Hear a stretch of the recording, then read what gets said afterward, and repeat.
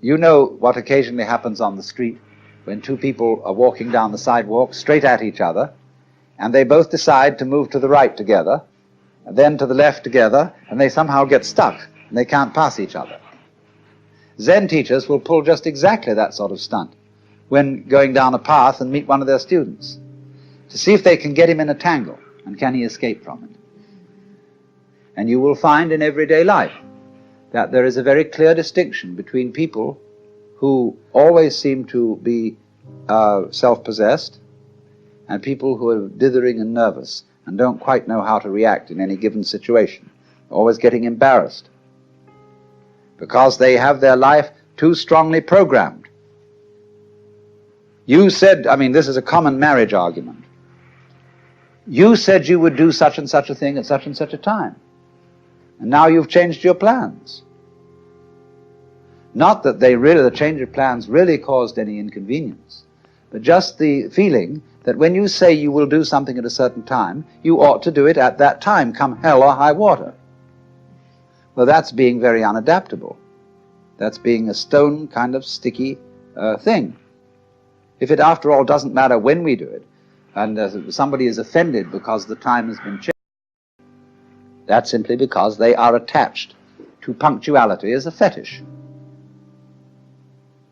And this is one of the great problems. This causes many automobile accidents. Men rushing home to be on time for dinner when they stayed late either working or they had to stop for a drink at some bar, or when the girl feels that she has to, if she has a fussy husband and she feels she has to have the dinner ready at exactly a certain moment, she ruins the cooking. He'd rather have a faithful wife and a bad cook. I hope I'm not treading on any toes.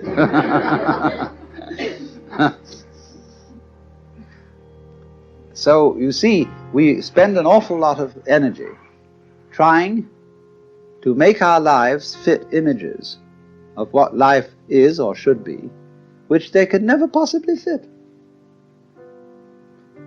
So, Zen practice is in getting rid of these images.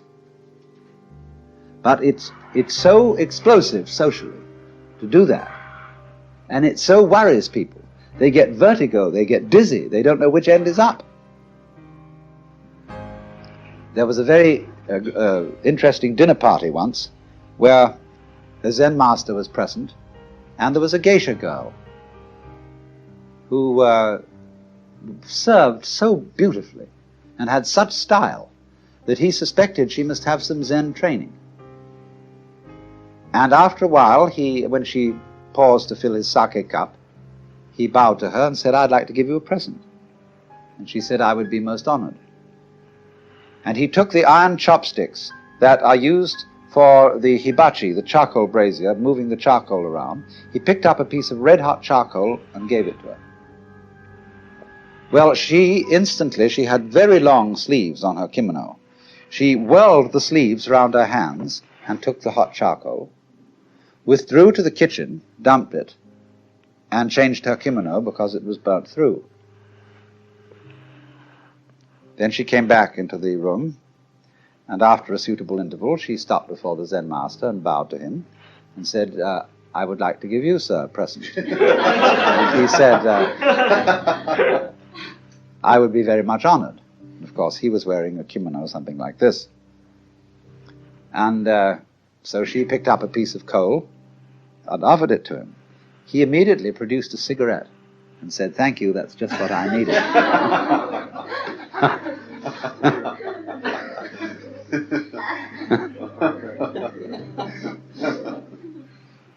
Now, you know, in the same way that we have this in our culture, certain people who are comedians,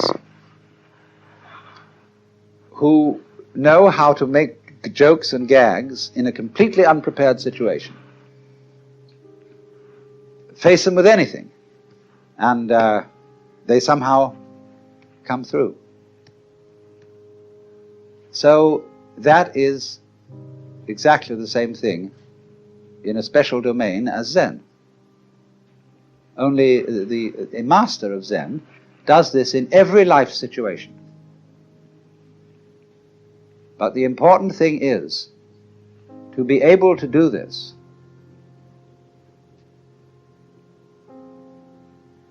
This is the secret. You must remember,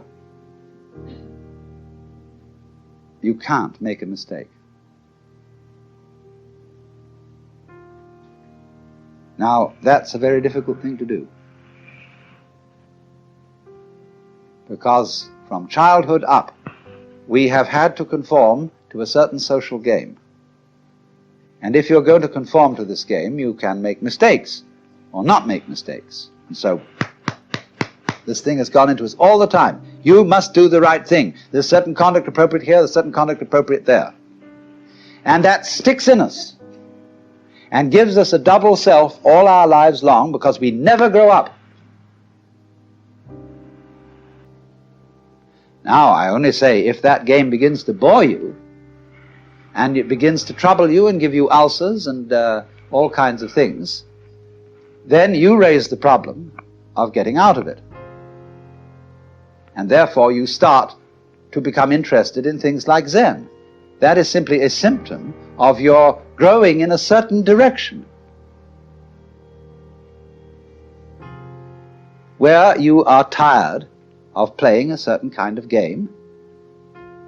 You are as naturally flowing in another direction as if a tree were putting out a new branch.